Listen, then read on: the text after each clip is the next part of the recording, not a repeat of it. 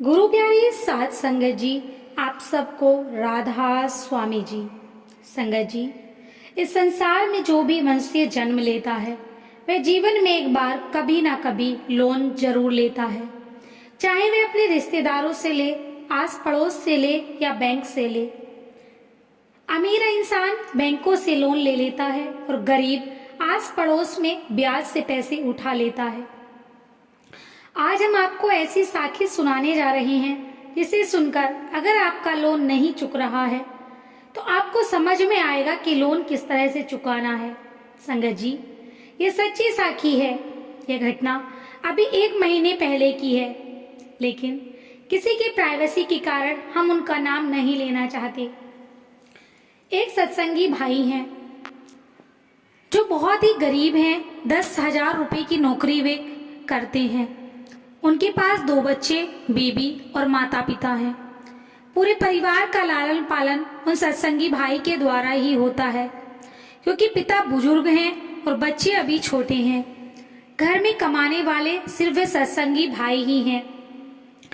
सत्संगी भाई ने कभी पढ़ाई के टाइम पर लोन लिया था, जो लोन आज 3 से 4 लाख रुपए का हो गया।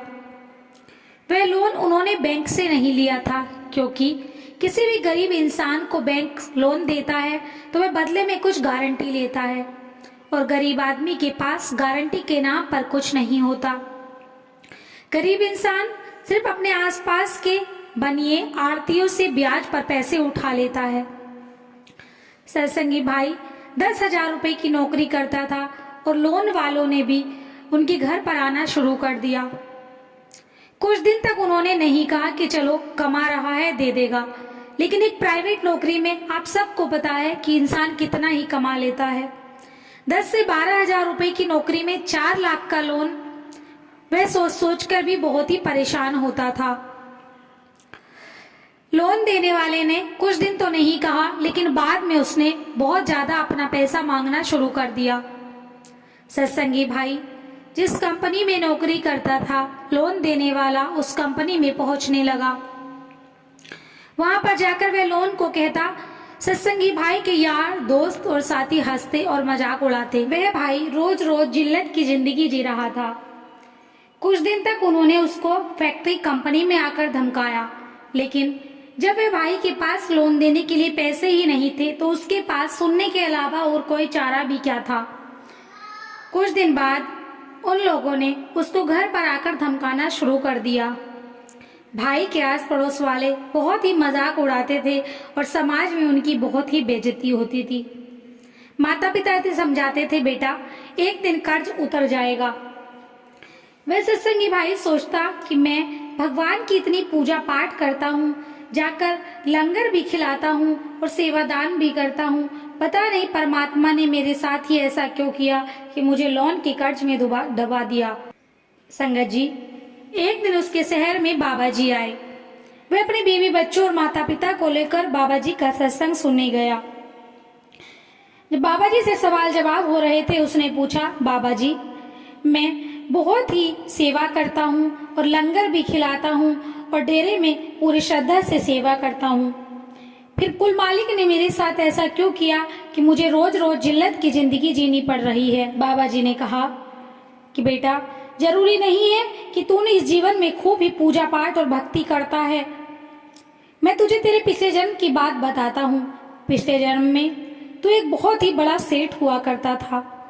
तू बैंकों से बड़े बड़े लोन लेता और बैंकों को बिजनेस में घाटा दिखाकर वह वो लोन नहीं चुकाता था। तेरे पास खूब धन दौलत थी, खूब ऐशो आराम था। तू आदमी को आदमी नहीं समझता था और अपने घमंड में हमेशा चूर रहता था। तू दान आदि करता, भंडारे आदि अगर करता तो उसे ढोल पीटता था और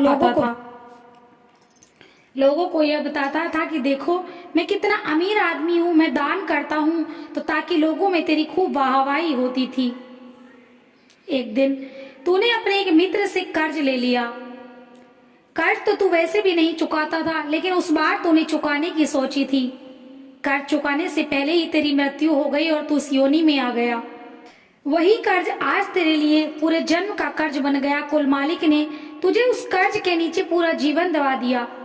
इस जन्म में भले ही तूने कोई गलती, कोई भी ऐसा काम नहीं किया, लेकिन पिछले जन्म का तेरा पाप इस जन्म में तुझे ढा रहा है। क्योंकि बाहरी सेवा तो हम खूब करते हैं, लोगों को हम खूब दिखाते हैं, लेकिन जो अंतर्मन की सेवा होती है, जो भजन सिमरन होता है, हम कहीं ना कहीं उससे बचते हुए दिखाई देते हैं।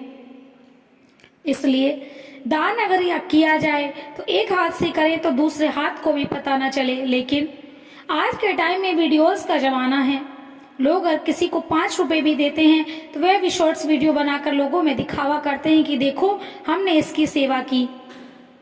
लेकिन मालिक चाहता है कि आप दिल से सबकी सेवा करें और दिखावा ना करें और उसका ढोल ना पीटें। बाबा जी की ऐसी बात सुनकर सत्संगी भाई सोच में पड़ गया। उसने कहा, बाबा जी पिछले जन्म में मैंने जो गलती कर दी, इस जन्म में मुझे क्या करना चाहिए? बाबा ने कहा कि बेटा तू इस जन्म में खूब ही लंगर खिलाता है, खूब ही सेवा करता है, लेकिन तू भजन सिमरन इस जन्म में भी नहीं करता। बाहरी सेवा तो बाहरी होती है, लेकिन आंतरिक सेवा भजन सिमरन की होती है और मालिक भजन सिमरन की सेवा को ज्यादा मानते हैं। इसलिए बाहरी सेवा भी करो, लेकिन आंतरिक सेवा भजन सिमरन का समय बढ़ा दो और भजन सिमरन जरूर करना शुरू कर दो। अगर आप नहीं करते हो तो दिन में थोड़ा थोड़ा शुरू कर दो, 10 मिनट 20 मिनट, ऐसे ही बढ़ाते बढ़ाते जितना टाइम तुम्हारे पास उस टाइम में मालिक की बंदगी शुरू कर दो। सत्संगी भाई को ये बात समझ में आ गई। बाबा जी ने कहा, अगर तुम इस तरह से भजन सिमरन करोगे तो तुम्हारा कर्ज भी चुक जाएगा और मालिक की तुम पे दया मेहर हमेशा रहेगी और पिछले जन्म के जो कर्म है वे भी कट जाएंगे। दोस्तों, इस वीडियो में बाबा जी ने 2 बातों पर विशेष ध्यान दिया। एक तो ये कि भजन सिमरन करना कितना जरूरी है, और दूसरी कि जब हम दान आदि करते हैं, जब हम किसी को कुछ देते हैं तो हम उसको दिखावा न करें, सच्चे मन से किसी की सेवा करें और सच्चे मन से उस पर धन दें। क्योंकि दिखावे से हमें लगता है कि हमारे समाज में प्रतिष्ठा मान सम्मान बढ़ेगा, लेकिन मालिक को यह पसंद नहीं है। मालिक को सच्ची भक्ति पसंद है। संगत जी, आज की वीडियो से अगर आपको सच में कुछ सीखने को मिला तो कमेंट में राधा स्वामी जी जरूर लिखें, और ऐसी ही सच्ची साखियां सुनने के लिए हमारे चैनल को सब्सक्राइब करें। राधा स्वामी जी।